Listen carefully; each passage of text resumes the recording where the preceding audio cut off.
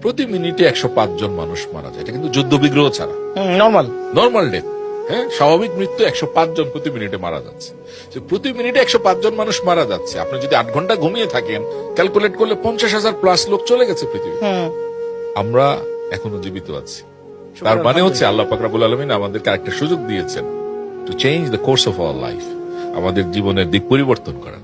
আমি সেটার কৃতজ্ঞতা না করে সকালবেলা বলবো যে আমার এটা নাই, আমার ওইটা নাই, আমার এটা হইলো না, এই চাকরি করে কি করব। ভাই, তোমাকে যে একটা সুযোগ আল্লাহ দিয়েছে, অনেকের তো সেটাও নাই।